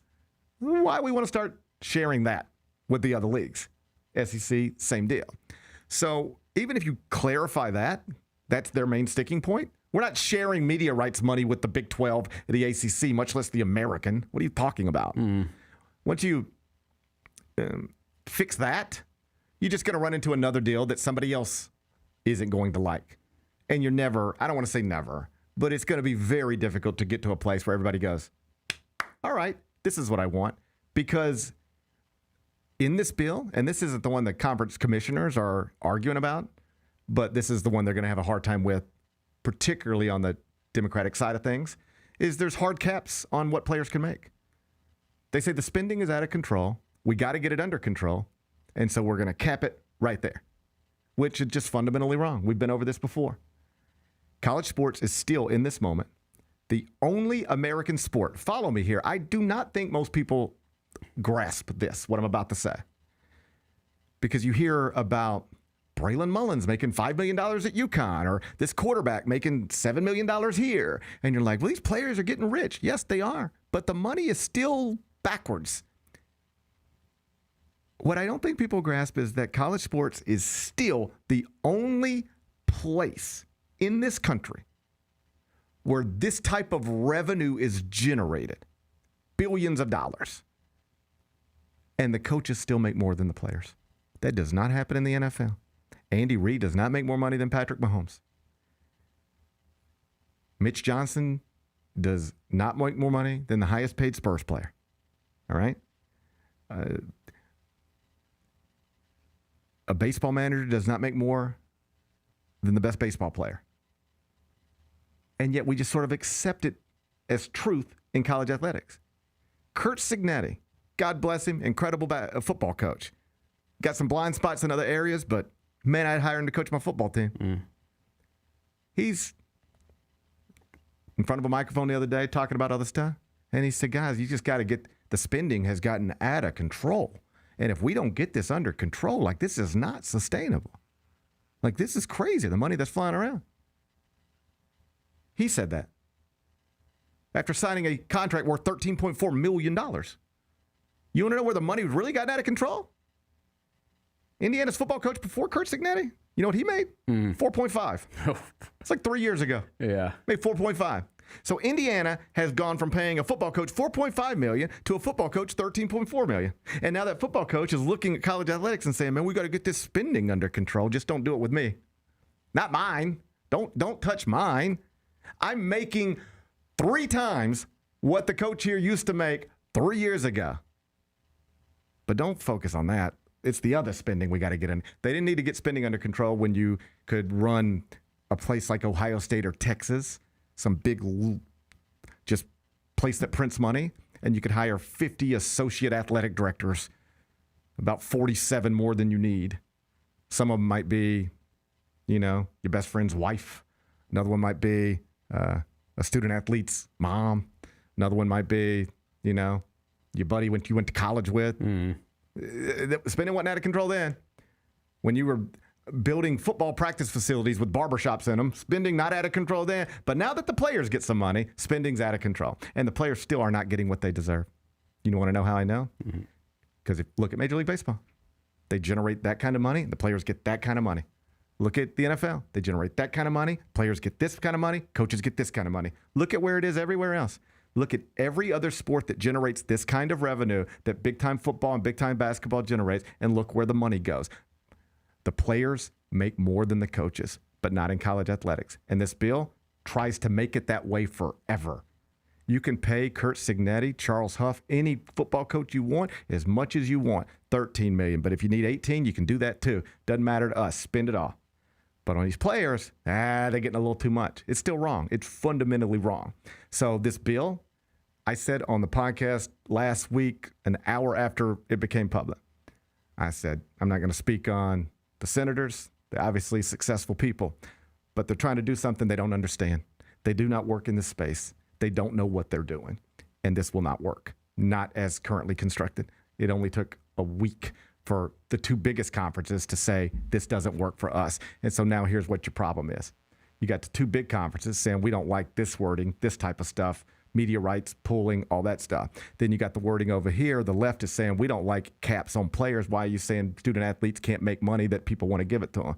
So you got problems on both sides. How you fix that? Good question. I don't think they got the answer. Number 3. Congratulations to Caleb Wilson, Bears quarterback. He will be the Williams. Caleb Williams. I'm just going to struggle with that one forever. You're the one that attached to the Caleb Wilson train, so. Caleb Wilson, Caleb Williams, 2 different people. One's a basketball prospect, the other a quarterback. I'm going to do that the rest of my life, I think. Yeah, probably. Okay. It's okay. Caleb Williams. He's the Madden cover boy, 2027. Nice picture. I like the skyline. I believe first Bears player ever on Madden. Yeah. Is this still a big deal? Is this a thing? I don't think it's a thing anymore. I can't tell you who was on Madden. That's what I was going to say. Like, okay, like there was a thing. It used to be a thing. List of, okay, hey, Bennett, this is going to be fun. Didn't think we were going to do this. List of Madden cover athletes. Let's see it. Because there was the Madden curse, and I think that got broken. I think that got broken a while back. So we are on to Caleb Williams now. Who was on the cover of Madden 26? I will say it was, oh man. I'll say. You'll just never get this. Really? I mean, you might, but I would say never. Is it a quarterback? Nope. Is it a running back? Yes. Is it. Oh my gosh. Is it Bijan Robinson? Nope. Is it. Who's the running back? Breece Hall. Nope. I don't think it was one of the Lions. I don't think it was Jahmyr Gibbs. Was it James Cook? No. Buffalo. You ready for this? The past 2 have been running backs. Can Okay. you name either one of them? 25 and 26 were both running backs. Can you name either one? One of them has got to be Christian McCaffrey. 25 was Christian McCaffrey. Yeah. Okay. The other one is. Oh, this is tough. No. Initials? You want the initials? Yes. SB. Saquon Barkley. Okay, yeah. 26 was Saquon Barkley. 25 was Christian McCaffrey. 24 was Josh Allen. 23, they just gave it to John Madden out of respect. I remember that. I think that was just out of respect. 22, Tom Brady and Patrick Mahomes shared the cover. 21, Lamar Jackson. 20 was Patrick Mahomes. This is a wild one to think about. Just 7 years ago, in 2019, your Madden cover boy was Steelers receiver Antonio Brown. Oh, wow. We've come a long way. We've come a long way. Yeah. Imagine one day you're on the cover of Madden, and the next day you're doing whatever Antonio Brown's been doing. I think he's doing okay because people talk. You'll see Antonio Brown pop up on Twitter a lot and saying wild stuff. It's not Antonio Brown. It's not. He sold that account. I don't have definitive proof. Just I know that is not really him posting all that. Bennett thinks this is Pablo Torre finds out. He's trying to expose Antonio Brown. I'm not trying to expose. I'm just saying that is not him posting. It's just not. It's like some aggregator because they're posting, they'll steal stuff and post it on there. Like it's definitely not him. As we bring this up, I do have this realization. I think where I haven't heard anything about Antonio Brown in a minute. There was a video. And that's probably good. No, there was a video that came out. Well, he's just acting weird on video. Like he's just. I haven't seen him act weird on video lately. Yeah. That's what I had the same moment a few weeks ago. This is just stupid stuff with Tekashi 6ix9ine. You know that guy? Yes. I just noticed. I was like, man, I wonder what he's up to. Uh-huh. He used to just always be up to something. Like he's always just into stuff. Well, wasn't he a rat? I think he's a rat. Yeah. Yeah. And so there was a moment where there was a time where it was like, man, this guy's just being wild on the internet every day. Yeah. And then it was like, I hadn't even thought about him. I wonder what he's up to. I think probably laying low. I think probably I'd lay low, I think. Yeah. Yeah. I don't know all the details. I don't know all the just details. remember that being a big thing. And it was like, oh, he's a rat. Yeah, but I figured somebody got him by now. I guess. I don't know. Are the streets slipping? I don't know. You think the streets are slipping? I couldn't begin to know. I don't think I can know either. Yeah, I couldn't begin to know. I don't know if the streets are slipping, but I'm surprised Tekashi made it. I do miss seeing his videos on a daily basis. He's funny. I guess. I mean, I don't know if you can trust him, but I don't think you can trust him, but he's funny. I swear I hadn't thought about that dude in years. Wow. I don't know if I liked him. He sounded like a bad guy, but he made me laugh. Yeah. I don't even know if he made me laugh. I don't know if I can trust him, but he's funny. I guess. He made me laugh. Yeah, I hope everything's going okay. He had this album come out one time, and it's just the most abrasive start. It'll just rattle whoever you're with. Like if it just happens to come on the car. Like if I just were to put you in my car and you're not even paying attention, I'm just like, I'm gonna track one on this Tekashi album. It would it would make people look at it would just pop on every once in a while on a random thing at the golf course, and somebody be standing over a putt, and next thing you know, Tekashi just yelling at him, and it would make you never know what kind of music could come on at the golf course, but this is one where it doesn't matter who you're with, they go, man, what is going on with that? Why is that guy yelling mad? He sounds angry and stuff. Yeah, I think the moment however many years back when he was the biggest streaming artist or close to it, that was probably the moment in time that I was like, okay, this is the official moment where I realize I am old and washed, because I don't understand. Oh no, I don't know what's going on here. Oh, I understood all of it. I loved it all. I was in it. Oh, I don't know. No, I didn't really listen to it. I just found it funny. What was going on? I didn't watch that and go, oh man, I guess I'm old. I watched that and went, I want to watch more of this. I want to see some more of what this guy's up to. He's just funny, talking crazy to everybody. He would just be crazy, just talking wild. You kept waiting. It's like, no, I mean the songs. Oh yeah, the songs are the songs. Yeah, I don't really listen. He was massive. Oh yeah. Oh, I want to be clear. I don't really listen to the songs. Yeah. I mean, I've heard them, and that one always makes me laugh because it just comes out of nowhere, real loud and stuff. But I don't really listen to the songs. I just like watching him talk. Yeah. I just would be like, I wonder what Tekashi's talking about today. He's funny. Wow. Anyway, I'm gonna check on him. I'm gonna check in on him a little later on today. Okay, good. See what he's up to. We know what's going on. All right, I'm gonna let you know what's going on with him later on today. Number 4. Sean McVay. He spoke publicly for the first time about the Rams acquiring Myles Garrett, and just like you were wondering yesterday, Bennett, The reporters out in L.A. wondering the same thing. Do you think this means maybe, just maybe, Aaron Donald would come out of retirement? Because Aaron Donald, though he hadn't played in a couple years, he did post a video working out. He's only 35 years old, so I think you can reasonably assume he could probably still do this at a high level. In fact, that's what Sean McVay said. I think he could probably still do this at a high level. I'll keep it simple. If everybody is so openly talking about Aaron Donald really might play football again, he's going to play football again. Yeah, so Jordan Schultz, who covers the NFL, texted him yesterday, and he posted the text, and basically the response from Aaron Donald was, I'm for sure flirting with the idea. Hell of an opportunity with the Super Bowl in SoFi this year. If I can find the fire, it's a possibility. He is coming back. He's coming back. I didn't realize that the Super Bowl was in SoFi this year. Yeah. It's all coming together. One off, 1 year. Yeah. We go for it this year, and then I'm out again. Yeah. Yeah. That's why he will not be. He won't be there in week 1. Right. He'll ease into it. Yes. And he'll join. It'll be like a Gronk thing. Yeah. Yeah. It'll be one of those things. It'll be the thing people kept thinking Gronk was just going to keep doing until he stopped. Right. It's the thing. I think it comes up every year still. Like with Tom Brady joined a team in progress that needs to go. It's what Phillip Rivers did for a minute last year. Right. He's going to do that. He already, like Phillip Rivers did not know he was going to play football last year until it was like, oh God, this guy's hurt and my buddy runs the team and maybe I'll play football.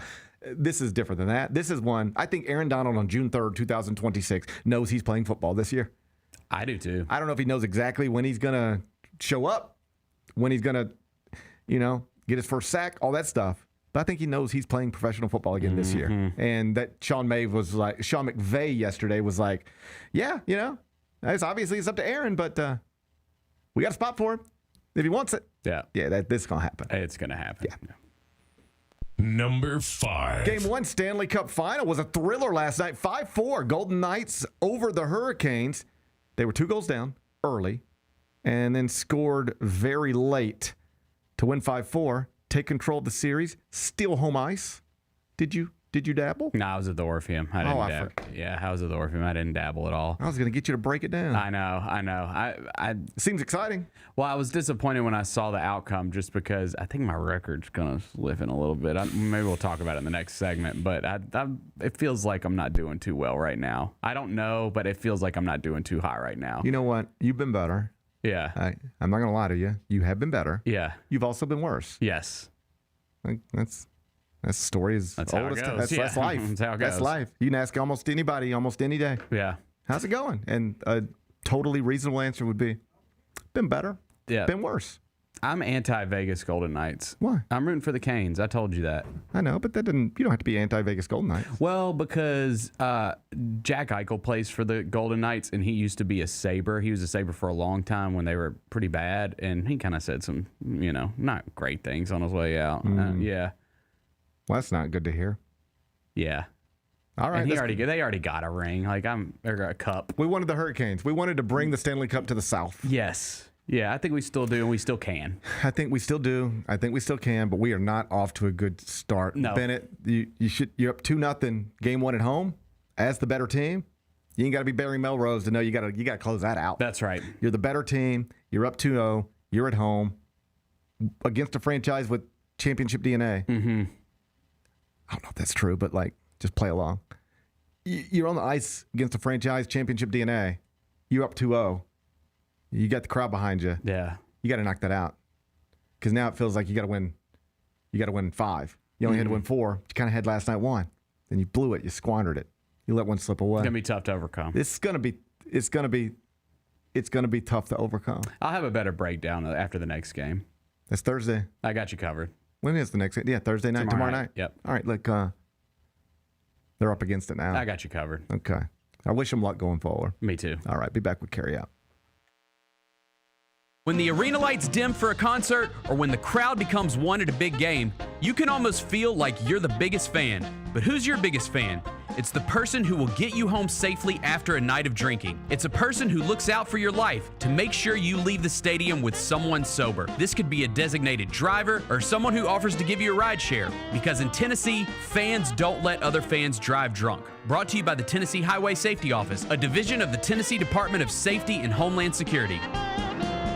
Grizzlies, take your fandom to the next level by becoming an MVP. How long have you been an MVP? Since day one. Enjoy the great benefits of being a season ticket member. Pre-game MVP moments, including Autograph Alley, exclusive Grizz gear deals, access to member or MVP-only player events, and much more. He's been an MVP for 22 years! Become a Grizzlies MVP today.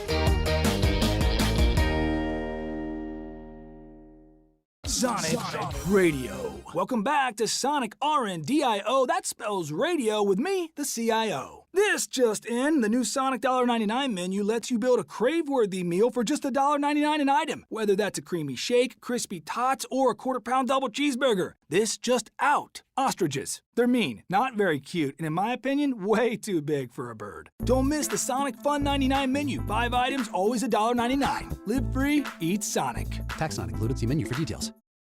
Stay on top of everything happening in the 901, the Mid-South, and beyond with Grind City Media's e-newsletter, bringing all the news and notes directly to your inbox. Lang's World, always by Lang Whitaker, touches on the biggest stories in the world of sports and pop culture, while Michael Wallace's Grizzlies Insider brings you all the latest coverage and analysis around the Grizzlies and NBA. Don't miss a thing. Stay connected to the conversation and sign up to download the lowdown today at grindcitymedia.com. Each challenge is unique, so each game plan is customized to identify opportunity and the path to victory. It's true in basketball, it's true in banking. Grizzlies Checking from Pinnacle with personalized planning and advice. Play hard, bank easy. Open a Grizzlies checking account with at least $100 and a recurring direct deposit by May 30th, and you could receive a $200 direct deposit bonus into your account. Details at grizzliesbanking.com. Member FDIC.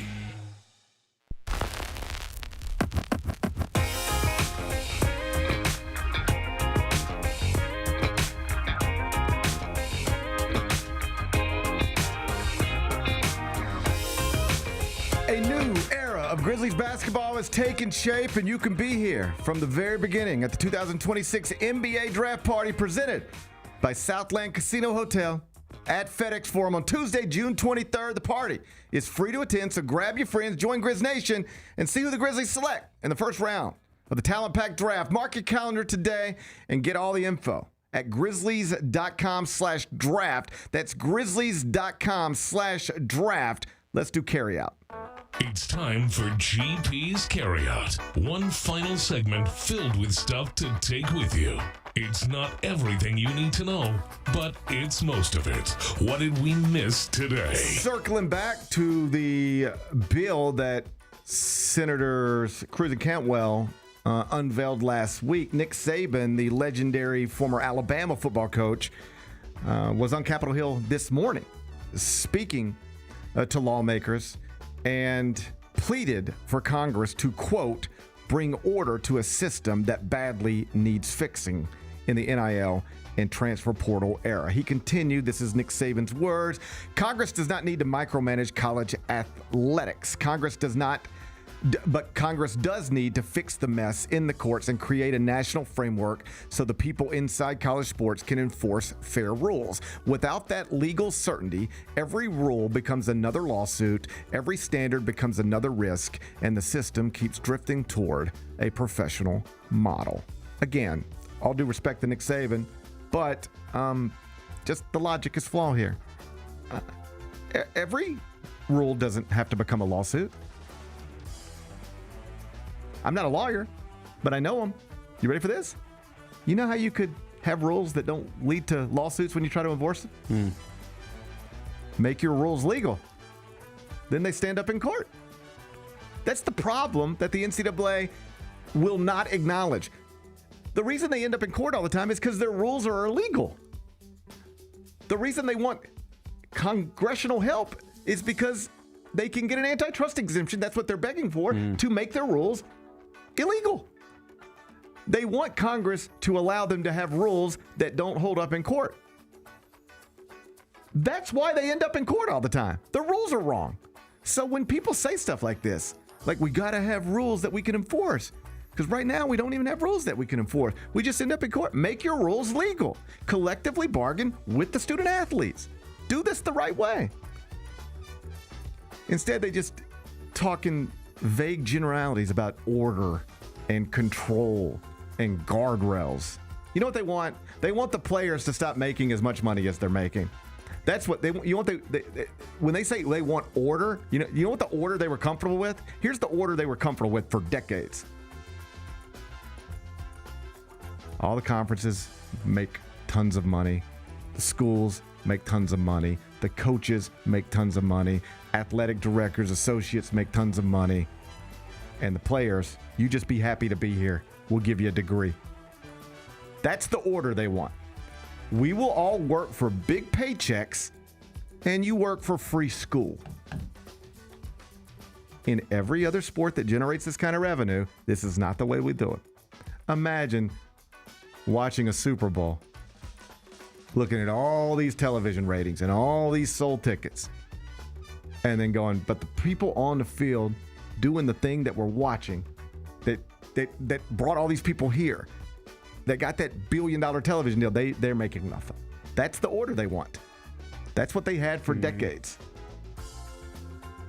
They would love to go back there. That's what they want Congress to help them. They'll give, we'll give them $20 million a year to spend on players, or 25, or wherever they take it. But it'll never be what it should be, as long as the people involved are still the people involved. You know who needs to fix college athletics? This is going to sound wild. The people running college athletics should fix college athletics. Don't beg Congress for help, for laws that will allow you to have rules you otherwise could not enforce. Fix college athletics by doing it the right way, by doing right by the student athletes involved. They've never wanted to do right by them. All this other stuff is just, it's rooted in that. They don't want to do right by the student athletes. Whenever they wanted to, they could sit down and start down that path. Smarter people than you and I know exactly how to do it. And if you don't, you ready? Just get all the smart people who have ideas and get them in the room, and then bring the lawyers into the room. And then cross-check it. Hey, what do you think if we did this? Yeah. Would this hold up in court? Hey, but what if we did this? Would this hold up in court? Make sure the student athletes had a voice. If we could get you guys to this, and this, would you sign off on this? If we gave you 5 years of eligibility, what would you give us back for that? It's a negotiation. Right. And then that's how you fix college athletics. The people with the power, Tony Petitti, Greg Sankey, the people with the power should fix college athletics. Don't keep spending millions of dollars to lobby Congress to come up with bills that are dismissed out of hand, and then send Nick Saban back up to Capitol Hill to say, please, we need order. By order, he means we need you to create a way for us to not give these players what it is they obviously deserve. That's the order they're after. I hope they never get it. And I want to be clear. I don't love this either, the way college athletics is run right now. It is not good the way players bounce from one campus to the next. It's not good. It's not good in the spirit of education, but it's just not good. It's not good for fans. It's just not good. Mm. I'll argue that point all day long, right beside you.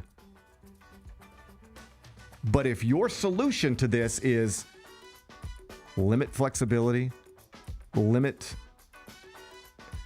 players in ways that they should not be limited, then that's not a solution I can get on board with.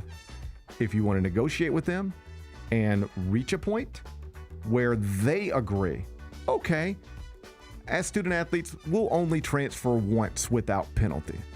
But you got to raise this salary cap from 20.5 to 70.5. Or even better, you want to have no transfer waivers or only one free one, that's fine. But we want no salary cap.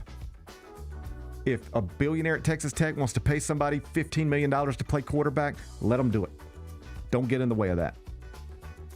And then we'll take the transfer stuff off the table. And oh, by the way, we just brought prices down, because do you know what the biggest, the biggest lighter fluid you can put on players, the price of a college football or basketball player? It's the ability to transfer. It's Flory Badunga, after a nice year at Kansas, being able to raise his hand and say, I will go to the highest bidder. I don't care who it is. If anybody wants somebody who can protect the rim and catch lobs, I'm your guy. And then you get billionaires bidding on him. That's how the price goes up. If he couldn't announce at the end of every season, I'll play for whoever pays me the most, he wouldn't be generating that type of payday. So if you want that number to come down, I'm telling you one way to do it. Let's eliminate the transfer waiver. Or let's make it, you can only transfer once without penalty, but you can't do it more than that, or you have to sit out a year. But if we're going to give you that, you got to give us this, which means no salary cap at all. That's the way that's the negotiation. They have never sat down at that table. They refuse to sit down at that table. Instead, they want to sit down with Ted Cruz. Instead, they want to send Nick Saban to Capitol Hill. Like, it just drives me crazy. They all act like it's impossible to fix. I'm oversimplifying it, I know, but these are the types of conversations you could have if you were actually interested in fixing college athletics in a way that was fair to all and legal. They don't want to do that. That's why they beg Congress. They're looking for a way to have illegal rules. That's why Nick Saban's there today. Great football coach, but misguided right here. What's today's biggest game? We're going to the WNBA. Okay. If I just asked you who are the Tempo, would you know? Yeah, that's the Toronto Tempo. The Toronto Tempo. Newest franchise. The Toronto Tempo. Yep. The Toronto Tempo are playing the New York Liberty tonight at 6:30 inside Barclays Center in Brooklyn. Oh, the Liberty are up against it tonight. The Knicks Game 1 NBA Finals. That's tough. That's tough. Yeah, that's a tough spot. The Knicks are in Game 1's NBA Finals, and you got a home game against the Toronto Tempo. Might not surprise you to know tickets are available. You can get in the door for as little as $5. I figure we already. Knicks Spurs. Would you take the points tonight? What is it again? Spurs minus 4.5. I think I might go Knicks. I think I would probably take the points and just hope for an awesome game. Yeah. All right, so I'm going to put you down Knicks plus 4.5, and then Liberty minus 8.5. Total 171.5. How you going to act? How you feel about the Liberty? They're 5-4. Tempo also 5-4. Give me Sabrina and Brianna and crew with a big win over the Toronto Tempo. Toronto's too new to this. They're not ready. They're not ready. They're not ready to go into Barclays Center. This level they're not ready to go into Barclays Center. I know they've had a nice start, but they're not ready for this. They're not ready to go. No. This is USA Network. This is new stuff for them. Yeah. This is new stuff for them. They're not ready for this. Bennett says take the Liberty minus 8.5 and the Knicks plus 4.5. You got 2 plays tonight. You want your updated record? Yes. 340, 295, and 4. You're plus 4.8 units. Oof. You got 2 plays tonight. Hopefully it's a big night for you. Okay. All right, I'm rooting for you. What are we watching on TV? I think we just watched Game 1 of the NBA Finals, don't we? We can't sit here all day long and talk about this is the best finals we've had since, man, I don't even know, and then not advise people to turn it on. Right. So I say ABC tonight. I'm in. 7:30 tip, Game 1, Spurs, Knicks. Cannot wait. What's the best thing we've read? Well, over at CBSSports.com, they're over at the on the NBA page. Brad Bakken has NBA Finals player rankings. Says you basically take every roster and then let's rank it player by player. All right, let's see how much you match him. Okay. First pick. We're ranking best players in the NBA Finals. Yeah, First pick Wemby. is. Of course, Victor Wembanyama goes number 1. Number 2, second pick. Jalen Brunson is number 2. This is where I think it gets interesting. Yeah. Who would come off the board third? I think I'm going to say Cat. Brad Bakken has Karl Anthony Towns at number 5.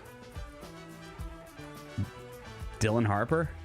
Brad Bakken has Dylan Harper not in the top 10. So Stephon Castle. He has Stephon Castle at number 4. OG Anunoby. That's number 3. Yeah. OG Anunoby is at number 3. It's Wemby, Brunson, Anunoby, then Stephon Castle, then Karl Anthony Towns. At number 6, Mikal Bridges. Number 7, Josh Hart. Number 8, Devin Vassell. Number 9, De'Aaron Fox. And number 10, with his broken pinky, Mitchell Robinson. Okay. Interesting. So, more Knicks than Spurs in the top 10. But number 1, goes to San Antonio. You can read that. It's on the homepage right now, cbssports.com. What's on tap for tomorrow? Well, tomorrow's going to be Thursday. Be looking back at Game 1 of the NBA Finals. Yes, sir. See if the Liberty can get past the tempo. It's a New York special tonight. It's a New York special tonight. Can't wait for tomorrow. Hope we're talking about a great game. Me too. Remember how much fun it was to get that Game 1 of Western Conference Finals all-time performance from Wemby? Give me another something like that. I'm down. Look forward to seeing them two women behind Mitch Johnson. Wonder what they're going to be wearing tonight. If they got their... They have assigned T-shirts in San Antonio tonight, right? Mm-hmm. If they do, theoretically. Do those women have to wear them or not?